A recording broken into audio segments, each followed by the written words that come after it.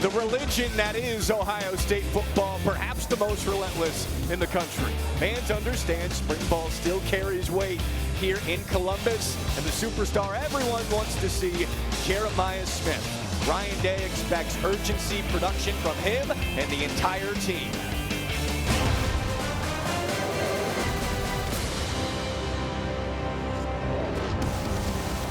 Elite talent is always here for Ohio State. Who will be at the forefront, though, in 2026? Scarlet against Clair from Ohio Stadium. This fall, they will unite with hopes of a second national championship in 3 years. It is great to have you with us. Jack Kaiser, former Buckeye, Tyvis Powell, Michelle Steele, down to the sidelines. Ohio State reloads every year. It's what they do. But Tyvis, they have 51 new players, and there is a lot to replace on defense. The first thing I think about is 7 starters are gone on defense, 4 which may hear their name called in the first round. Go straight to that linebacker position. Arvell Reese and Sonny Styles are gone. We now have to lean on Peyton Pierce, who is a guy that they trust. We've seen him a lot last year, make a lot of plays. He's probably going to wear the green dot and be the captain. Looking forward to seeing him have a big day today. Big shoes to fill, taking over for Sonny Styles. The big question for the offense, who is going to join Jeremiah Smith and Brandon Ennis at receiver? Well, there's a handful of names out there. One, Cardinal Tate was explosive last year, 3rd in the Big Ten with yards after catching explosive plays. But now you look at Kyle Parker, a guy from LSU, who every time I've seen him, he's made plays. And then you got to think about Chris Henry Jr., top recruit. You've seen JJ as a freshman come in and make plays. They're expecting the same thing out of Chris Henry Jr. Standard so high at receiver for Ohio State. The talent, the intensity here, undeniable. Scarlet and Gray, spring game from Columbus. Next.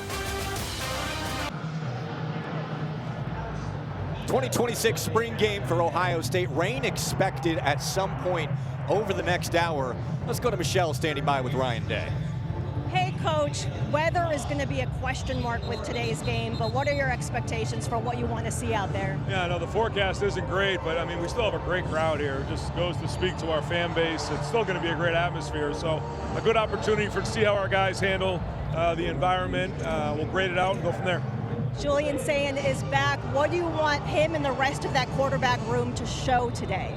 Well, you know, a lot of it's been what we've done in practice, and this is just another evaluation tool heading into the summer, but it's a good opportunity for them to get out here and, you know, work through a game-like environment. Thanks, Coach. Have fun today. Okay, thanks. Back to you guys.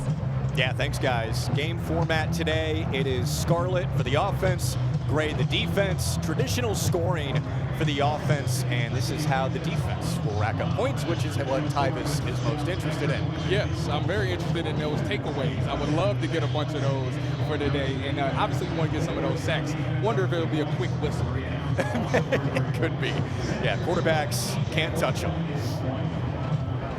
About to get things started. Non-traditional kickoffs as well. Again, trying to minimize as much contact as possible while still simulating the physicality of game day in the fall. Connor Hawkins kicking off. Got to see Jeremiah Smith for the first time. Superstar in college football, and Hawkins, the transfer from Baylor, redshirt sophomore. He's got a big leg. Oh yeah, a lot of Buckeye Nation is going to be happy with him. You know, obviously when you get to the field goal situation, a lot of people will be locked in to see what he does for those kicks. No doubt. Here comes Julian Sayin and the Scarlet offense. One of the Heisman front runners. He is the most accurate quarterback in college football. Yeah, but I'm interested to see how he takes that next step. You know, you listen to some of these coaches talk about Julian saying, how do you progress from being a Heisman runner from last year? Well, they say they want to see more leadership in that and him taking more command of that huddle. And they say he's done a great job of that so far this year. So much more comfortable with the operation. We have a thud period right now. Yes. No wrapping up over the first couple of drives. Jeremiah Smith in motion, and they'll throw it to him. First catch for the best receiver in college football. Dancing outside, and he's marked down after a gain of 6. Yeah, I would love to see more of this. You get that traditional swing screen play right there. Get the ball on the edge to JJ. You know, JJ is considered as one of the best receivers in college football. How does he get better as a receiver? They want to focus on yards after catch today. I'd go a step further. I think he is, no doubt, the best receiver in college football, maybe the best in Ohio State history by the time he's done. certainly knocking on that door. Saying to pass once again, going to the sideline, targeting Smith, and it's knocked away. Devin Sanchez with the breakup. High expectations for him at corner this year. Here's what Jeremiah Smith is chasing as far as program records at this point. Chris Olave's got the touchdown record with 35. I think Chris Olave can count his days on holding that. Now you look at all of these records and how short they are away from him completing them. I think he's going to get them probably by week 2. Ohio State will face Ball State week 1, Texas in week 2. Third down. Saying to pass once again over the middle and complete. That's one of the new receivers for Ohio State this year, Devin McEwen, the transfer from UTSA. Yeah, and I love to see Christian Allegro in there trying to make a play on that ball. You see, you get a nice little screen, or a nice little slant route right there. He tries to get his hands in there. I would like for him to attack the arm. If you're not going to get the ball, attack the arm to break that pass up. But it's a good catch by that. Allegro, a tall, rugged transfer from Wisconsin, one of those players expected to step up at linebacker with the loss of Arvell Reese and Sonny Styles. Our first run play of the game, the carry for Jacoby Jackson, transfer from Florida, his 7th year of college, and his 3rd stop. He started in JUCO, community college at Kahoma Community College in Mississippi, Florida the last 3 years, and now with the Buckeyes. Well, you know, you listen to the term develop here. He really wants to get that done. I was asking the strength coach, Coach Mickey Marotti, about him. You really want to focus on getting his body right to be able to take control for 12 games of the season. That's been the big emphasis for him this offseason, is making sure his body's ready. Make it to Jackson.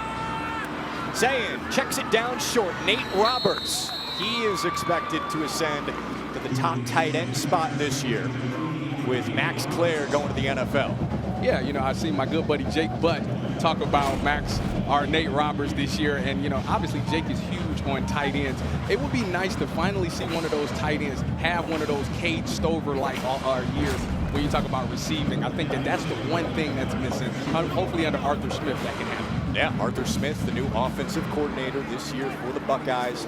17 years in the NFL, and most recently the OC with the Steelers last year. Third down again. Saying on target to Jeremiah Smith. Splitting tackles, whistles blow, and Smith is marked down at the 30. Again, you see the heavy emphasis on getting the ball in Jeremiah Smith's hands now, and he's making plays with his legs. Nice little slant route, perfect ball. We talked to Coach Day yesterday about Julian saying, making sure he put the ball in a spot where his receivers can catch it and run right away. That right there is exactly what Coach Day is looking for. I think that's a touchdown. You know, it probably is. It's Jeremiah. It's going to be hard to bring him down anyways. No doubt. He is meticulous, relentless with his workouts, and he demands that he gets coached hard. One of the best work ethics to ever come through here. Saying through the air, Jackson on the catch this time, out of the backfield, and scampers down the sideline for a first down. Now Jackson's getting the first team reps at running back because of all the injuries in that position, including Bo Jackson and Isaiah West. Yeah, 2 guys who were freshmen last year who I thought were sensational. You look at Bo Jackson having that home run hitting speed, and then Isaiah West got a little more physicality to him. It's going to be interesting when we get to the fall to see which running backs how the depth chart shakes off at that running back position. Also look at Legend Bay, Turbo Rogers, the other 2 injured. That could play a factor. From under center, Jackson, carry, dodging, and marked down after a gain of 4 at the 15-yard line. You know, talking to Coach Day, another thing that he wanted to look at this spring game was to see the tackling from the secondary. You know, obviously there may be some weather that factors in later into this game, but right now, so far, I love the fact that these defensive backs are reading the run, they're looking at their keys, see that the tight end is blocking down, and they're triggering. They're getting down there to try to make a tackle for minimum gain. A lot of veterans in the secondary this year for Ohio State, even with new faces, still veterans.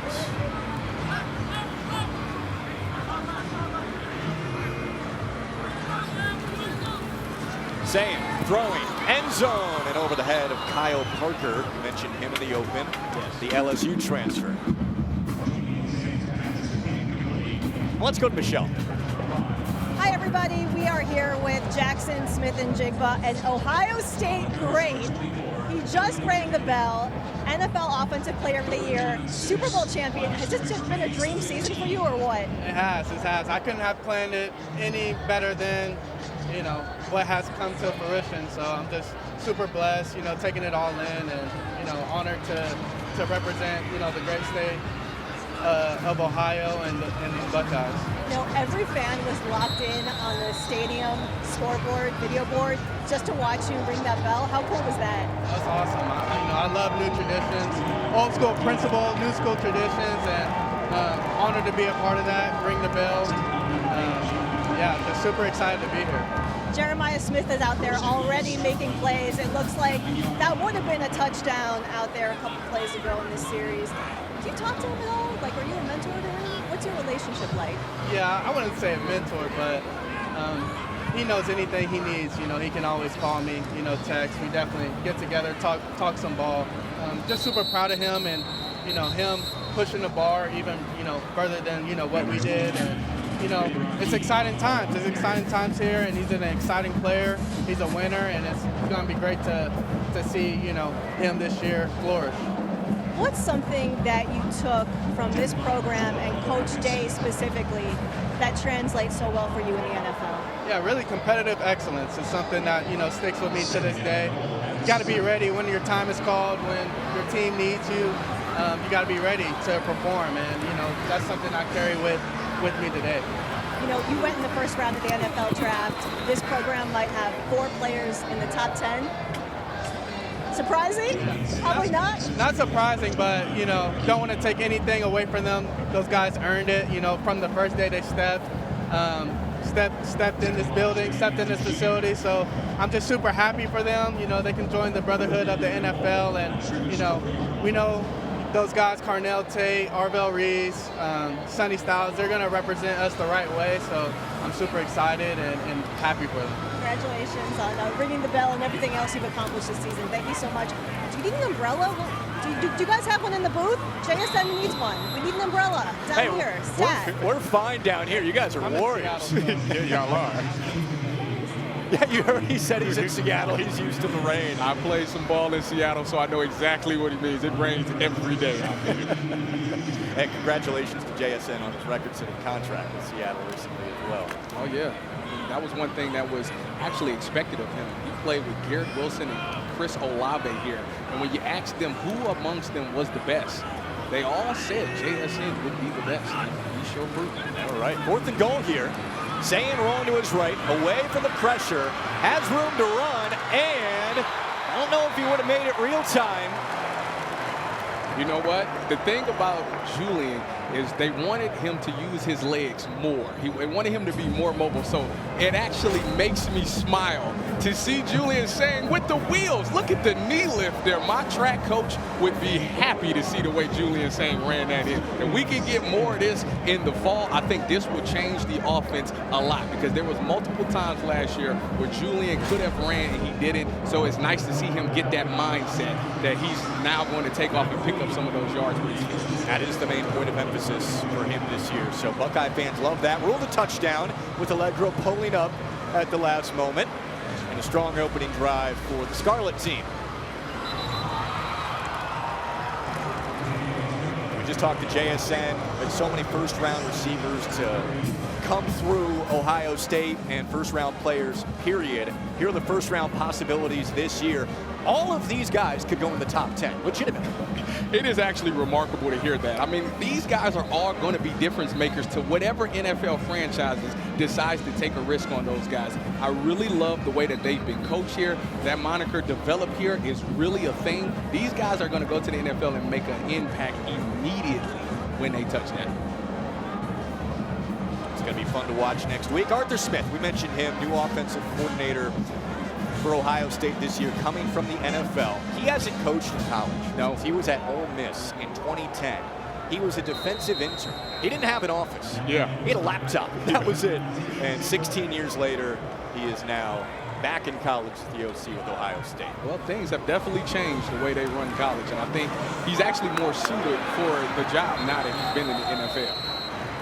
Talk about that throughout the broadcast. There's the first pass for Tavian St. Clair, expected to be the #2 quarterback this year. He is extremely talented as a sophomore, former #2 recruit in the country out of Bell Fountain, Ohio, about an hour from Columbus. Yeah, I mean, he got all the measurables, the size, the arm strength, the mobility. I mean, you look at that quarterback room, some would say he's the most gifted one in that quarterback room. Just has to figure things out on the football field and be more consistent. After a 9-yard pass to Brock Boyd, the freshman, Favor Aki is wrapped up after a short gain. Eli Lee, the linebacker, in on the tackle.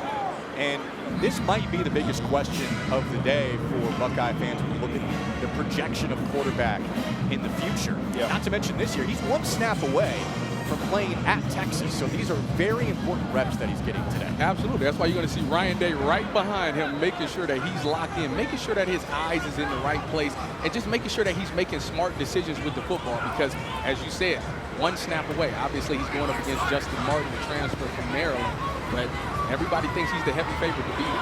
#2 quarterback. Look at that pass. Throwing it back to Chris Henry Jr. Oh, man. Top wide receiver recruit in the country. And the first time Buckeye fans see him make a catch at Ohio Stadium. And look at this. This passes like this. That's why you see people want him to be quarterback #2. Look how long of a pass that is, and he puts that absolutely on the money. Now, it's Chris Henry Jr., who's about 6'5", 6'6", so if you put it anywhere in the area, he's going to come down with that pass. And perhaps the future dynamic combination for Ohio State. We're going to find out after this game about who is going to be wide receiver #3 alongside Jeremiah Smith and Brandon Ennis. Chris Henry, prime candidate, as Aki is wrapped up. So Chris Henry Jr. out of Santa Ana, California, and Southern California. His late father, Chris Henry, who was a wide receiver for the Bengals, played at West Virginia. Immensely talented. You mentioned the length at 6'5". Yeah. Ohio State's just looking for more physicality from him at this point. You know, it's funny. Last year I did sideline reporting with what Michelle is doing right now, and I got a chance to stand next to Jeremiah Smith. And I realized how much bigger he is, and it made sense to why he was doing what he's doing to these corners in the college game. Well, I'll let you know that Chris Henry Jr. is even bigger than Jeremiah Smith. So if he does get the chance to, we see him in the fall, there's going to be a lot of plays where you just throw it up to him, and he's going to come down with that pass. Similar to Smith, in those 50-50 ball situations, they're just nasty. You know, it's the reason why you see the cornerback position start to grow in height. If you look at Ohio State's DB rooms, particularly the corners, you got Devin Sanchez, who's about 6'2". You got Inky Jones, that's about 6'2". Jordan Thomas is 6'2". They're trying to find a way to be able to match up with some of these taller wide receivers. 3rd and 9 here for St. Clair, second-string quarterback for Ohio State. Stands in the pocket, pressure comes, and whistled down. Quay Rousseau in on the action for the Ohio State defense along with John Walker. John Walker's a really good football player. You know, I walked in and I was talking to Coach Mickey Marotti, the strength coach here, and his first thing he said about John Walker is he's a really good football player. He doesn't really speak a lot, very quiet. Matt Patricia said he made him speak in meetings because he wanted people to hear his voice. You see why he's going to be a force this year. Really good pickup in the transfer portal for the Buckeyes. Highest rated recruit in UCF history before coming to Ohio State. And we saw the transfer from Alabama. Connor Hawkins kicking a field goal for the first time today. These are big moments for Buckeye Nation. And he nails it. That is a great sign. You think about some of the games that was lost in the last few years. You know, you go back to the Georgia game in the Peach Bowl. That was a loss. You think about, you know, the Team Up North game, missed the field goal. Has been a bit of a sore spot in recent years, and right now get 3 months of Big Ten Plus for just $5.99 a month with promo code SAVE26. You get access to hundreds of live Big Ten sporting events, full and condensed replays, and highlights. Scan the QR code on the screen or go to BigTenPlus.com and make sure to enter SAVE26 when selecting a monthly pass at checkout to take advantage of this offer. So the defense, the great team, gets a stop. Matt Patricia, his second season as the defensive coordinator for Ohio State, led the best defense in the country last year. You know, we talk about all these players that the defense has to replace. That was a similar conversation going into last year, and they ended up as the best unit in the nation. Well, I think he's learned a lot. He's got a lot of clout from Buckeye Nation. These fans, they understand that Matt Patricia can find schemes and put guys in different positions and utilize them to their full capabilities, that they're not worried about losing some of these guys. Strike from Sayin to Nate Roberts for a big pickup. Now let's go to Michelle again. I'm down on the field with Sonny Styles. Sonny, you were playing on this field not too long ago. What's it like to be back in the shoe? Yeah, just excited to be here, support these guys, see some of the fans. Obviously a little bit emotional. Last time I was in here, I was playing, so it's a little different now, but just excited to be back. So you're somebody who may hear their name called very early next week at the NFL draft. How are you preparing for that? I'm super excited. I really don't have any range in my mind. I'm just excited whoever calls, and I'm just ready to get to work.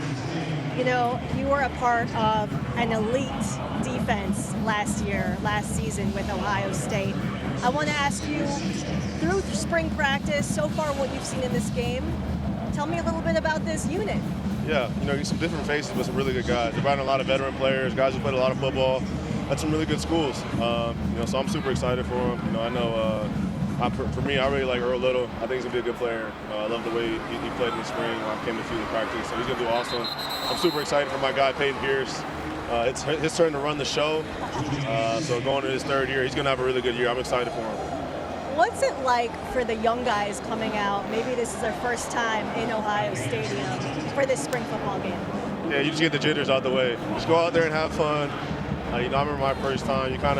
It feels like this big show, but at the end of the day, it's just football. You just have fun with it. Sonny, good luck at the draft. Thank you so much. Yeah, thank you. Back to you guys. How good was he?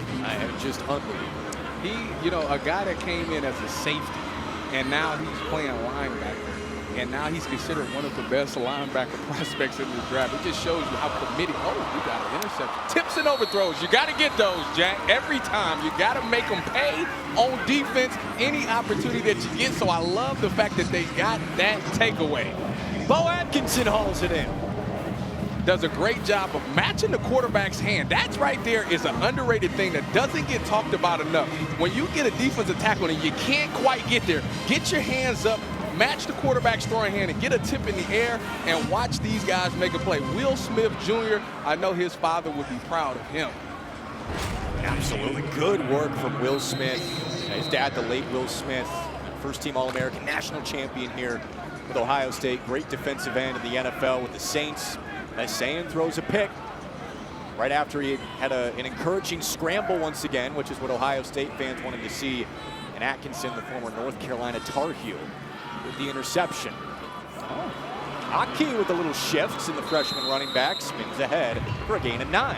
I went back and I looked at a lot of his high school tape, and he's one of those guys that does a great job in between tackles, but where he makes his money at is when he gets to that outside. He's very hard to bring down. He's not going to go down off of just the arm tackle. You have to physically put your body on his to be able to get him down, and I think that is something that's going to be needed when you talk about short yardage and goal line situations. Question in the running back room is who's going to be the third guy. It seems like Bo Jackson and Isaiah West, number 1 and number 2 at this point. Yeah. Aki muscles ahead. He's got a chance today to try to make a big impression on why he should be in that rotation. You think about, Jacoby Jackson, you think about Legend Bay, and now you put his name in there. Those guys are looking to play in the fall. I tell you what, the one thing I like about Ohio State is that they go into these games and they have about 3 guys that they will rotate in any given game. So you want to make sure that you're in that top 3 when you talk about that running back. Tavian St. Clair back out there. Second drive for him. First ended in a field goal for the Scarlet team, the offense. Back to Aki on the ground. And you can see we are full live tackling at this point after the thud period, which is what everybody wants to see. You got to get these guys some game reps, and in practice you take care of each other all the time, but you have to get these defensive players ready and these offensive players ready, because the season is going to be upon us right away, and if you're not used to physically bringing guys all the way to the ground, it can be a shock to you when you get to a live game situation. So I love the fact that Ryan Day is letting them play all the way through. Make it to Aki. St. Clair going deep. Henry's there. Touchdown. This is something that we might see a lot of in the fall right here. Chris Henry Jr. is having an unbelievable game. he is showing you why he is one of the top receivers in the nation. And Tavian St. Clair, a guy who, you know, has his inconsistencies, has found Chris Henry Jr. for 2 nice passes down the field. Look at that arm strength right there. Nice fade route. All the separation that you need, made it an easy pitch and catch for Chris Henry Jr. He is making a strong push, Jack, for being that wide receiver 3 to play alongside Jeremiah Smith. He is a long strider, a couple of big catches already. 2 receptions for 74 yards and now a 40-yard touchdown from St. Clair. And Hawkins has the extra point. Caden Curry down the field, standing by with Michelle. Hey, Caden, I actually just talked to your teammate, Sonny Styles, and he was a little bit emotional. Not gonna lie, being back in the shoe for the first time, but not playing on the field. How does it feel to you? It's just different. I mean, coming here, playing all 4 years, being a true Buckeye, I mean, it's something special coming out in this field, and now being an alumni coming out here is definitely special. What have you seen out of this defense so far? We all know what you guys did last year, and that was an absolutely elite unit. But what's your assessment of how the new guys are fitting in? I mean, they're just going to become Buckeyes. I mean, whenever you come to Ohio State, it's always reload, and I know Coach Patricia does a good time with them in the meetings and getting them ready for this moment, and I'm just glad they're out here having fun. Listen, I'm not breaking news here when I say that the Buckeyes are an absolute NFL factory. How are you preparing for the draft next week? Yeah, I mean, just staying around here, Columbus, talking to all of our coaches, and obviously it's the best facilities around the world. So just being able to meet with our guys and just keep getting with the older guys and just working every single day. What's one thing that you took from Coach Jay and this program that you hope to bring with you to the NFL? Yeah, it's just the culture around here is fight. We're just fighting every single day to be the best versions of ourselves as Buckeyes and players, and just taking it all in one step at a time. Thanks, Caden. I know you're going to be in Indianapolis at home for the draft. We'll be watching. Thank you, guys. Take care. Now Center Grove High School product. Finally got his shot to start last year. 11 sacks. He was really good. 11 sacks, 16 TFLs. He was really good for that defense last year. You know, Cade might not be a first-round pick, but he's still going to the NFL. And Ryan Day earlier, a couple weeks ago, said, when you come to Ohio State, you got to be a first or second round pick. Now, I don't know if he meant that literally, but you have to perform like that and have that kind of urgency. Well, there was a lot of former players that made a lot of jokes about that, because me, myself, I was undrafted, so I wouldn't have worked out for Ryan Day there. But, no, I think that what he means is that when you come here, the mentality is that you want to be the best at your position. You're required to be the best at your position. We're going to give you everything you need to become a first-round pick. And if you don't hold up your end of the bargain, that's on you. Nice juggling catch for Devin McEwen. But it was ruled a sack. Bo Atkinson was asking for it. He had an interception a few moments ago. He was running off the field like, yeah, I got to him. That offensive line is going to be interesting. Obviously, you talk about some guys that didn't participate in the spring. The 2 tackles, Phillip Daniels and Austin Saravel, you know, having 2 guys fill in, Carter Lowe and Ian Moore, those guys are going to be looked at very tough today, because we want to know if those guys can be able to play in the fall. You know, you think about when they won the national championship, all the things that offensive line had to endure. There was a lot of rotation and a lot of moving parts on that offensive line. Guys had to fill in. Donovan Jackson had to go from guard to tackle. You know, you want to make sure that you got your best 5 guys and that you trust these guys to go in the game and still be able to do everything you want to do. Yeah, very important reps for Moore and Lowe today. Back to take the punt, Brandon Ennis. He's been the punt returner for Ohio State the last couple of years. Joe McGuire, the boot, in his 3rd season coming up as the starting punter for the Buckeyes. All right, the Scarlet's looking pretty good so far on offense. Julian Sayin led a touchdown march. Jeremiah Smith, a couple of catches. Atkinson, a pick. Chris Henry Jr. with his first touchdown in Ohio Stadium. You're watching Big Ten Network Spring Football. First of 2 today. We've got Michigan spring game coming up right after this. Scarlet, the offense against Gray, the defense. A touchdown pass for Tavian St. Clair to Chris Henry.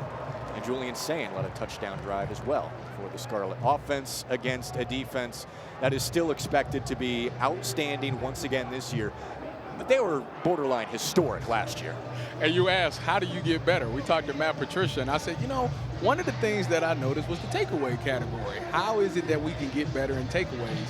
And again, he did a really great job of saying, You know, third downs, if we get off the field on third downs, we consider that takeaways. And they were really good at that last year. And when you actually break down the number of snaps that they were out there for, about 48 snaps a game, they weren't out there that long, so it's less chances to get takeaways. It really wasn't that big of a deal to him when we brought it up. Not at all. But I still want a happy medium. I'm a defensive back, so, you know, I love a nice takeaway, and I love the way that it changes the game and the energy that it just gives the sideline, the offense and the defense. And to me, getting takeaways is contagious. Once you see one guy get one, now other guys go. And oh my goodness, I almost talked one up, didn't I? He must be hearing me out there. Inky Jones out there making plays. He's another guy that I think is going to see some time in this ball. Look at that, great three-step read, not getting too far in his pedal, reading that the route is going to be short. They run a nice little spray out from Brock Boyd there, who's also got a ton of praise. But he sat down on that route, jumped it. Got to reward yourself. You can't win the Super Bowl and not ride off in something nice. Tyvis just had flashbacks to 2013 against Michigan and almost jumped out of his seat. I did. I did. I got to keep myself composed. I love a good defensive play. 3rd and 6. St. Clair over the middle and finds Henry again. Yeah. Those two have linked up 3 times now. It seems to me that this offense is doing a great job of figuring out when that defense is running cover 2, and they're running slants right in that zone. Those linebackers got to find a way to look at those wide receivers and read those quarterback eyes and break on them. But Chris Henry Jr., he's got really good hands, man. Great catch radius. Again, I tell you, he might even give me trouble, Jack, if I went out there and tried to check. Come on now, Tyvis. Don't play yourself down too much. No, Chris, super talented, having a great day so far. St. Clair looking deep again. He wants the shot down the field. Incomplete. Play right there on the ball. That could have been bad. That really, really could have been bad. That's a great job right there by that safety making the play on that ball. Target was Jerquaden Guilford, the freshman, off the deep ball. And the breakup from Blaine Bradford, another freshman out of Baton Rouge. So the one thing I like about this play is when you look at corners, especially young DBs, when they're beat, they have a tendency of looking back at the football and trying to play it. You got to make sure that you get a hand-to-hip relationship with that wide receiver before you look back for the ball. He never looked back. He played the wide receiver's hands and was able to make a really good play on the ball there. Excellent defensive back play right there by Blaine. Quay Rousseau coming in for the hard tackle. Quay Rousseau is one of those guys that I watched yesterday in practice. So you've been hearing you hear all about speed to power, speed to power. You want to know what it looks like? That right there is exactly what it looks like. He goes down, shuffles down the line of scrimmage, making sure that he takes all the air out of that gap so that running back has no lane to go through, and he sinks down and makes a tackle on the ball. That is great fundamentals right there by Quay. I think he's going to make it be very special for this defense. 3rd down now after the transfer from Alabama, Quay Rousseau. Makes the tackle midfield. St. Clair. Goes it and almost picked. Tyvis is losing his mind. Listen, we getting the opportunity. What I like about it is that the defensive backs are putting themselves in position to make plays on the ball. We got to finish this. Look at this great play by Cam Calhoun. Now, I have to give Quay Guilford some credit here. He did a really great job of becoming the DB and knocking that ball down. But we got to finish those. Those right there could be the difference of winning and losing the game. These corners are impressive, though. The way that they seems like they made an emphasis on trying to get to the football, we just got to finish these plays. I thought Matt Patricia took dropped interceptions hard, man. This is just killing you. Yeah. Because it's so hard, Jack. It's so hard to get yourself in that position and not to reward yourself. I just don't like it. Well done from Joe McGuire there. On punt coming up, more spring football as Kyle Whittingham's Wolverines are on the field at the Big House next on the Big Ten Network and the Fox Sports app. Ohio State fans want to get their first look at the enemy. Stick around on the Big Ten Network. So far, I like what I've seen out of Tavion St. Clair. I think that, you know, the arm strength is there. He's not afraid to push the ball down the field. You know, he wants to make the explosive plays. Got to see him clean it up, though. He's got to be more consistent in some of these passes, though. But when you see him make the big throws, you can see why he's at Ohio State. You can see the big play-making ability that he has. I really like it. Well, he came from a small high school, under 700 students at Bellefonte High School. Kind of a blank slate when he came in. Just a lot to take in over his first couple of years, but making progress under Ryan Day. Julian Saint's still playing now. We didn't expect to see him this long. Well, he's seen Tavian make all them throws down the field. He wants to get some of that action himself. More pressure from the defensive line. Got another sack. Kenyatta Jackson Jr. in on the pressure. He is the bona fide pass rusher coming back on the edge for Ohio State. More of the question is who will join him on the opposite side. Yeah, I think that's one of those things that you got a bunch of names. You got Quay Rousseau that's been over there making some plays. You got Zion Grady who's getting some action in there. I also want to know about that defensive tackle position. We spent a lot of time, talking about Caleb Downs, Sonny Styles, and Arvell Reese. But to me, Cade McDonald was one of the biggest focal points on this defense. If you got a good defensive tackle that can go in there and stop that run game, it makes things a lot easier for everybody else around them. So those defensive tackles are going to have to step it up because you're trying to replace the Big Ten defensive player or defensive lineman of the year. Jackson just did it again, and a reminder, he is going against Carter Lowe, who's a sophomore, getting the first team reps with Austin Saraveld and Phillip Daniels out. Two young new tackles for Ohio State with the starters out with injury.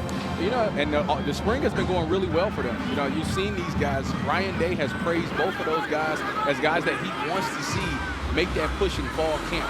Want to have these guys involved when the season starts. So obviously you need to have a more consistent spring game. They got to pick it up a little bit because this defensive line or defensive edges are getting back in that backfield a little bit more than you would like. But I think they'll be fine. Leads to Jacoby Jackson. And he's getting reps, talking it up with James Smith, one of those guys coming in on the defensive line from Alabama.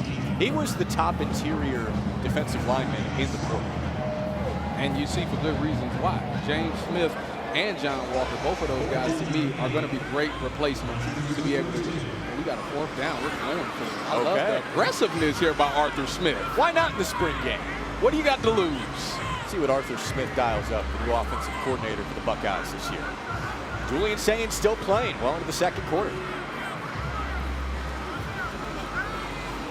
Saint stepping up, contact on the back, throwing it wide, incomplete. No flags out there, got a lot of pressure. I tell you what, one thing about Julian last year, you look back at that Indiana game or you look at the Miami game, that was the first time in all season where he dealt with pressure. A lot of good defensive line play from Indiana and Miami, and he had a little happy feet back there. I want to see how he reacts nowadays when you got guys that's being able to get out. That's probably why he's out there right now, because these edges are doing a great job of getting pressure. Can he still operate? Can he still go through his progressions and stay calm, even though there's people around his arm and around his feet? And I think that is the next step for him. And I think that we're going to see that. We're going to see a more confident version of him, and guys are going to make better plays. That's a great point. If he can do it with a couple of backup tackles in there right now against the first-string defense, when he gets his starting offensive line back, things should only get easier for Julian Saint. So with all of the sacks starting to rack up, you get 2 points for each sack. The gray team has taken the lead. Love that. Midway through the second quarter, Tyvus is fired up. As a former defensive player, I like that.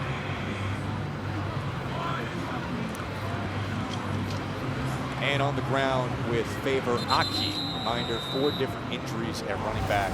A thin room. Star of the game so far has been Chris Henry Jr. and his connection with Tavian St. Clair. He has been as good as advertised. You hear all of these stories about what he's doing over there at the Woody Hayes Athletic Center, and now to see it on full display, I see exactly why he was one of the top receivers in the nation, and I don't see why he would not be playing in the fall this season.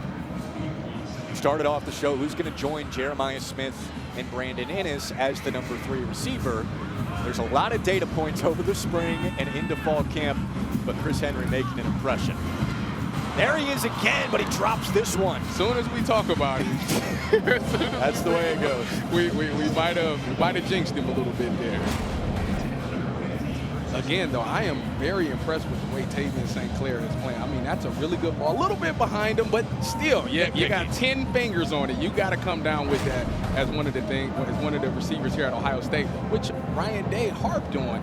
It's not okay to drop a pass. It is not okay. Now, Brian Hartline did a really great job before he left, making sure that guys understood the importance of how practice is, how hard it is to get open in these games and being able to finish those plays. So you probably think Chris Henry Jr. is kicking himself about not making that play. He literally told us that. Yeah, it's not okay to drop a pass. Oh. That's not the standard here. Third down. St. Clair going deep, incomplete. It's a lot of crisscross, a lot of over routes out here today. I love the fact that we're going to put these linebackers in these mismatches. Arthur Smith is doing a really good job of realizing we got a linebacker on a wide receiver. We're going to take advantage of that, but that is great coverage there by the linebacker, being able to lay out and make that play and just make it tough on these wide receivers. I love what I'm seeing out of Matt Patricia's defense. We talk about 7 guys having to be replacing that defense so far.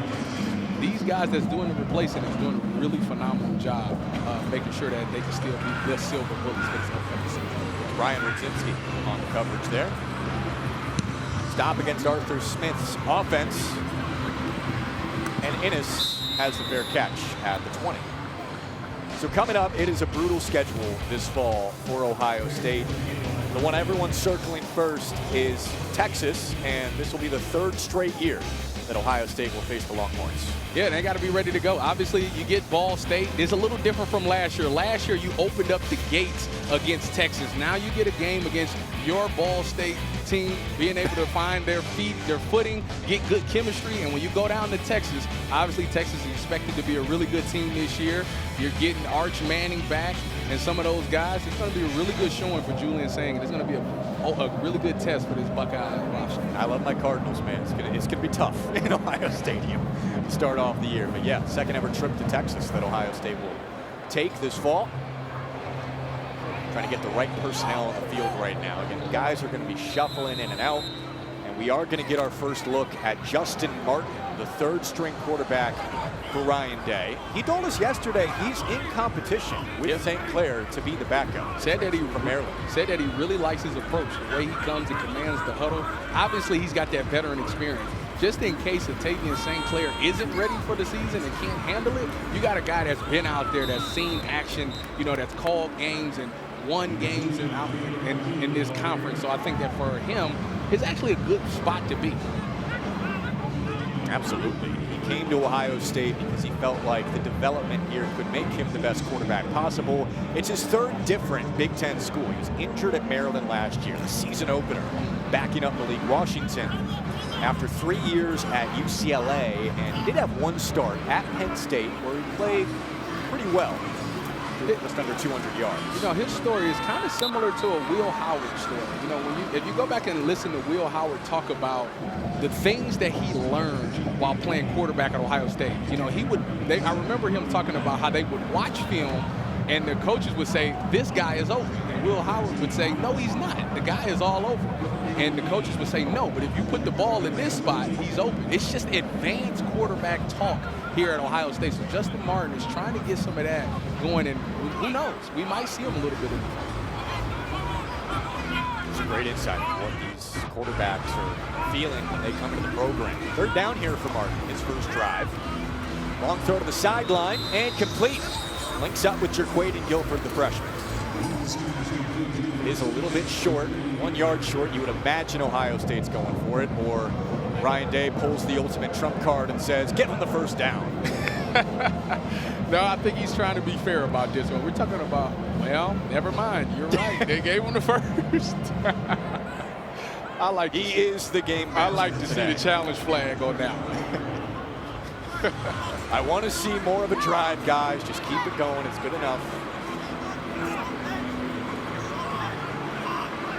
Hunter Welsing, the transfer from Northwestern, 7th-year senior in motion. And Martin will give it off this time, diving ahead for a gain of 5. one of the things that Arthur Smith is looking to improve this year is the run game. If you watched Ohio State last year, you know that there was games where they struggled to really run the ball to the magnitude that they did a couple of years ago. So you listen to the offensive line coach Tyler Bowen talk about the offensive line. He wants those guys to be tough and rugged. He wants the offensive line to make guys around them better.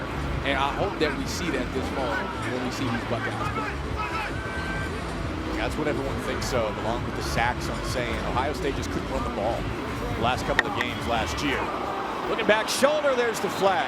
It'll be on Cam Calhoun. A little tug there. They're probably going to call Cam Calhoun for a little tug there. Nice little pass interference there. I understand. Pass interference, defense number 18, 15-yard penalty, automatic first down. Tyvis willing to accept it grudgingly. You talk about the run game, Tyvis. Bo Jackson, he had a really good freshman year. Now the question is he a really good running back, or is he one of the best in college football? I think that if you're going to be here at Ohio State and you're listening to Ryan Day come out and say you have to be a first or second round pick, you have to become one of the best running backs in Ohio State. How can a freshman get better? Well, the one thing that I noticed about Bo Jackson last year is that he was really good patient, but his acceleration is what made him really good. What I didn't like was there was a couple of runs where I felt he should have broken away that he got caught from behind. So I'm hoping he takes that next step to be able to complete those long runs, because if you watch his high school tape, he is a home run hitter. Nearly a home run pass there to Jade Ricketts. But yards after catch for the receivers and turning 4 5-yard gains into 12 to 15-yard gains. That's been the focus for the skill positions all offseason. Yeah, you get Cortez Hankton coming in, and you ask, well, how can you make this wide receiver room any better? And the big focal point has been yards after catch. They want to find a way to use Brandon Ennis a little bit better. Get the ball in his hands. If you look at Brandon Ennis's makeup, he's got kind of that running back shape to him. A small, thicker type of guy, probably does a great job of breaking tackles.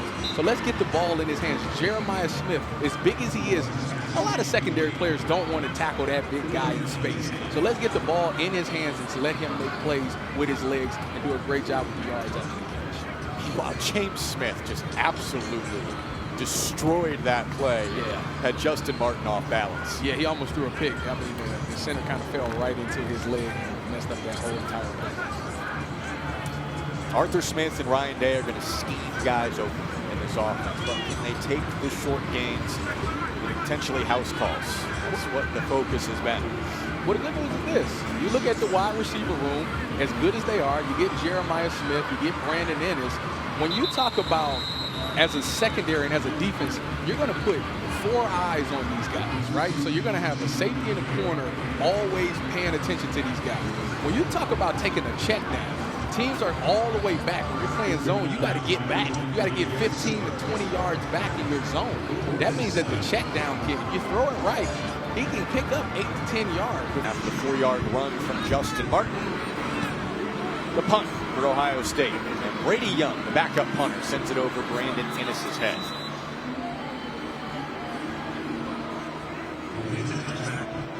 And later today, it's a huge women's lacrosse doubleheader. First, the Buckeyes challenge third-ranked Maryland. Then, Northwestern collides with Michigan. Live coverage begins at 4 Eastern, 1 Pacific on the Big Ten Network and the Fox Sports app. Lacrosse season wrapping up this spring. Spring will fall over the next couple of weeks. And we talked about the rain right away. We expected it to come in around halftime, and it is starting to drizzle. Well, I think that's probably why we see so many pass players early on, because they knew that this rain was going to hit. Obviously, it's going to affect the passing game a little bit. Although I talked to some good quarterbacks, and they say that it's not necessarily the rain, it's the wind that messes up the passing game. Defense loves the elements. You were all about it. You know what I like about the rain is that you don't have to worry about guys making too many moves when they get the ball. Because if they do, they're going to slip and fall. So that's one of those ones where you really want to keep your feet running on contact. Jacoby Jackson keeping those feet moving, picks up 5. And the clock approaching 3 minutes left here in the first half. Hey, gray skies, maybe that's a good omen for the gray team. Scarlet, the offense, has won 3 of the last 4 spring games, but it is the defense ahead right now. It is a time for the defense to stand up and make a change. You know, I love the fact that they can find a way to win the spring game. Because to me, I always felt like it was, as a player, I always thought it was more catered to the offense. So to see the great team winning, I love that. Of course you thought that. Now, I can't disagree based on the format. Thank you. But still.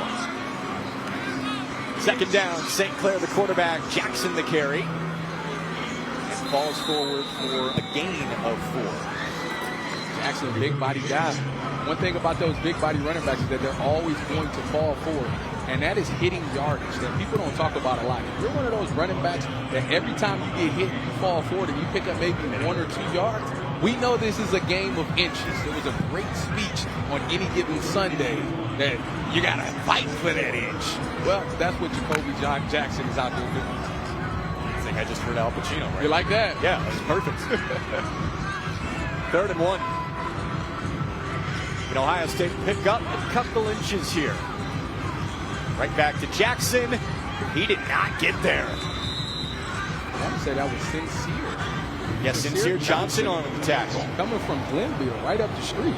We had Arvell Reese obviously come from Glenville, and he was making plays. Apparently, Glenville is doing a really good job. He sees it, and he doesn't stop. He shoots the gap and goes out there and makes a really good play. I love that. I love when a young guy, it clicks for young guys. They start to see what an offense is doing. They read their keys, and they trigger. You have to go. You have to go right away to make those plays to get a nice TFL. That is nice to see a young linebacker who's a freshman being able to make a play in the backfield like that. And sets up 4th and 2. Of course, Ohio State's going to go for it. Spring game. And wrapped up the backfield again. Johnson in on the company. Kari Wilder made that play, though. So the explosion of Sincere Johnson, that's why his ceiling is so high as a freshman. Oh, yeah. I mean, you knew that he was a smart linebacker. When you listen to him recruiting, they say that his above-shoulders knowledge of football is really good. This is one of those guys right here that see it right now. You see that guard getting down. You see the gap open, and he takes off right there, makes a really good tackle on Jacoby Jackson. He had colossal numbers in high school, by the way. You mentioned Glenville High School, Cleveland area. Over 200 tackles as a junior. That's 15 to 20 tackles a game. As a junior? Yeah. You know, I don't think I had 200 tackles in my career at Ohio State. So, you played a different position. It tells me he has a nose for the football. He understands exactly what the offense is trying to do. And if you can get a linebacker like that, you think about Ray Lewis, Luke Kuechly, Brian Urlacher, guys like that. They understood what an offense was trying to do. If you can alert everybody like this is what's about to happen, it makes everybody else play better. And again, when you see it, you have to go. That's how you make plays. If you hesitate a little bit, that could be the difference of making the play and not making it. Now it's Luke Fahey in at quarterback. This is a tough first drive for him to come in with the rain falling harder than it has all day. Got a completion to Hunter Welsing, the Northwestern transfer. But I like the fact that his first pass is a short pass. Get him some drive starters. Get him a nice little hitch route to try to get rhythm. When you're coming in off the bench, you want to get your young guy going, and the best way to do it is completions, because completions equals confidence. Four-star freshman out of Southern California, averaged nearly 300 passing yards a game as a senior this past fall. Oh, Fahey wants a shot. Going to the pylon, and no flag comes out. Nice little hand fight right there. I like the fact that when you get those type of hand fights, some referees let it go. If the receiver's doing it and the DB is doing it, typically they don't call it. So I like the fact that there was a no call there. That was some great coverage out there by the defense. Jordan Woods on the coverage. Guilford the target. In every snap, Ryan Day is locked in on the urgency and the intensity of this program. You hear new players coming into the program. It's unrivaled in college football. As Fahey will scramble first time on the ground for the freshman in Ohio Stadium, and he picks up 5. Seems like it's been a heavy emphasis in all quarterbacks that we need to be more mobile. Luke Fahey seeing nothing's there, finding a way to use his leg to pick up some yardage. It was a good goal scorer across, so he's got some mobility. Start at 5. Fourth stringer Luke Fahey with a dart near the pylon, hauled in, incomplete. Brock Boyd made the catch. This guy has been so good. Oh, man. He has been a name that has been, you hear him, something about him every day in practice. Look at him lay out and try to make that play right there. That is really good. He was the first freshman to get his black stripe taken off. You think about all the time we've been spending on Chris Henry Jr. and all the plays that we've seen, but Brock Boyd has come in. They say he's an excellent route runner, and he plays every position at wide receiver. You can play him inside, outside. We were watching him yesterday in a red zone period. He ends up beating the DB, and he's kind of open on the route, and he's upset that the quarterback didn't get him the ball. And the funniest thing about it is it was a run play. So he was wide open on a run play, but he was still upset. I guess it must have been one of those RPO plays. But you can see the competitiveness there with Brock Boyd. And Ryan Day's going to call halftime now after the 43-yard miss from Connor Hawkins, who did drill one from about the same distance earlier in the game. Well, first half of the defense. I like what I've seen out of that defense. Very solid. No leaky runs. You haven't seen no running back break off no long runs. I think that even when you see them, Arthur Smith running these crossing routes, they're doing a really good job of defending it. I love to see the secondary make plays. They're putting themselves in position. They got to finish. They just got to finish. Offense got off to a hot start. Well, let's go to Michelle with Ryan Day. Hey, Coach, Chris Henry really firing up this crowd on that touchdown play. What have you seen out of him in the first half? I made a couple nice plays down the field, and then had an opportunity, to keep the drive going. We dropped that one. So there's some good, some bad. But, when a guy's coming out here for the first time, there's going to be a little bit of that going on. But it was good to see him make a couple plays down the field. Defensively, plenty of new faces on this defense. What's your assessment of what you've seen in the first half so far? Hard to tell. I mean, we'll get on the film and figure it out. But looks like guys are running around, playing hard, running and hitting. That's good. Obviously, when you're in a scrimmage like this, there's a lot going on. You kind of go back and forth. You don't get a chance to see the film, but looks like the guys are playing hard. Thanks, Coach. Our defense certainly playing hard, playing well at this point. Ohio State Spring Game 2026. Half the roster is new. Elite talent still everywhere. Ohio State band coming up after this at Ohio Stadium.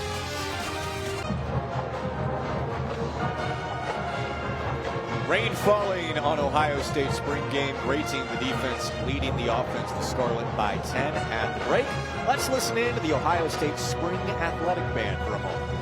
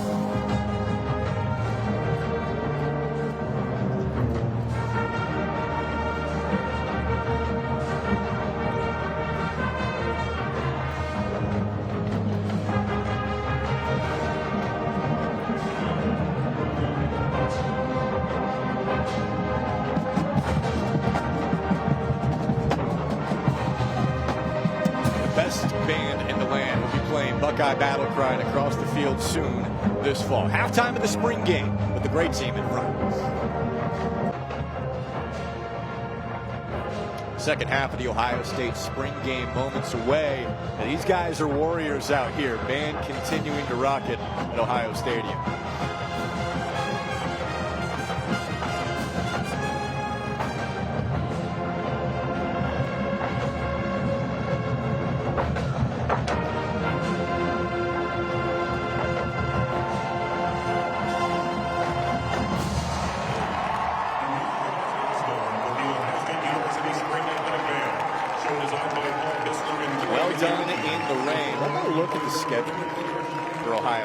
As we talked about that Texas game, my eyes go to the middle of the schedule with Indiana, USC, and Oregon all in a row.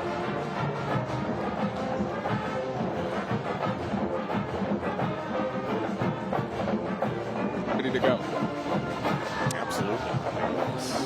The schedule that Ohio State is going to have to navigate.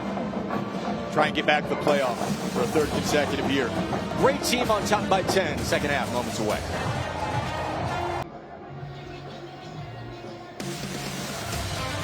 Thanks for joining us on Big Ten Network for the Ohio State spring football game. Rain is falling, but we chug on in Columbus. The defense, the great team, on top by 10 right now. Fans hoping for some explosive offense in the second half. Great to have you with us. Jack Kaiser with former Buckeye safety Tyvis Powell. A big question today about the backup quarterback, Tavian St. Clair. What kind of production would he show? He brought a lot of big plays early on. We definitely got to see his arm. I mean, you think about his size and the mobility and all that, but can he stay consistent? And we've seen him make some really good throws to Chris Henry Jr. Those two have a really strong connection right there. He's got about 100 yards in this game, got a touchdown, nice back shoulder. They're doing a really good job of displaying that he can handle being quarterback too. And for Julian Sayin, last year's a redshirt freshman, a bit of an unknown. He looked totally in command the first couple of drives. Yeah, the big thing for him is that can he operate that offense even when there's chaos around his feet? I think it's nice that his offensive tackles are not in there. He has to go out there, stay focused, keep his eyes downfield. But the best play that he made was the run with his legs. Being able to use those legs to get that touchdown. If we can see a lot more of that in the fall, I think we'll have a big season. Absolutely. We led the show talking about defense. So much to replace there as far as NFL talent, guys that will be drafted next week. What did you see out of the defense in the first half? I love the fact that we haven't seen anybody break any long runs. And then their defensive backs, although they've dropped some interceptions out there, they have put themselves in position to make these plays. When that ball goes up in the air, they have a mentality that ball belongs to me. Now, we just got to finish it. And if we finish it, we can take this defense a whole nother step to being even better than what they were last year. Talking to defensive coordinator Matt Patricia now in his second year. I mean, he's the salt of the earth. We found that out earlier this week. Great guy to talk to. He said he's still experimenting with different schemes at this point. He played a few different defenses over the spring, trying to figure out what fits best for this personnel going into the fall. Well, you look at the different body types. I mean, you're losing 2 6'4", 6'5", linebackers there that can get sideline to sideline. You're replacing those guys with Peyton Pierce. You're losing Caden McDonald. You're losing all these other guys. I think that when you look at what they brought into the transfer portal, you see what guys are best at. We've seen different fronts. You know, maybe they go from a traditional 4-3 to a 3-4 because you want to cater to a guy like Quay, and you want to keep John and James Smith on the field. So it's going to be quite interesting to see what they do. He's got to be very creative in that. But so far, I'm loving what I've seen, and this is just a plain vanilla game plan, but you see these guys flying around making plays. Yeah, we know a Matt Patricia defense is going to be pretty exotic come the first game, especially the second game of the year against Texas. He's one of the best at understanding what guys are good at and putting them in position to utilize their strengths on the field. He would never ask Quay to go out and play man coverage if he's not good at checking man. But if he's really good at getting to the pass rusher, he will create formations in fronts for Quay to be able to utilize his best pass rushing moves. He's got the number 2 Ticonderoga sharpened in the right ear. He doesn't leave home without it. You know, last year I got to interview him, and I got to ask him, what is all that about? He keeps a sticky note on his laminated sheet. Yeah. That's how he writes it. Well, he doesn't want to keep it in the pocket, too, because the pencil could get damaged. Well, that's true. Easiest to access. That's real. That's why he does it, too. Him and Arthur Smith have gone against each other in the NFL over a number of years, and we asked him about it yesterday. Like, to share notes, like, are you trying to make each other better? And of course, all the that's time. The answer. They said they share notes all the time. They talk every day because they're not trying to hide nothing. They both are committed to getting this Ohio State team back to the national championship and ultimately achieve the ultimate goal. So I love the fact that those two guys are friendly. They're helping each other out. You got two great minds on each side of the ball, helping each other out to make each other better. And I think that we'll see it in the fall when they're going up against other coordinators, because they'll do a great job of saying, hey, this is what works against cover 3. You should try doing this because it gives us trouble. If he goes out there and does it against a team that predominantly runs cover 3, it probably will work. I mean, think about having 2 former NFL head coaches, if you're Ryan Day, on your staff as your coordinators. It feels like at this point, this might be one of the handful, maybe the only program in the country who could really accomplish that, and it feels right for them. I think it's the smartest move that Ryan Day can make, because you think about this roster turnover. We got 51 new players on this Buckeye team.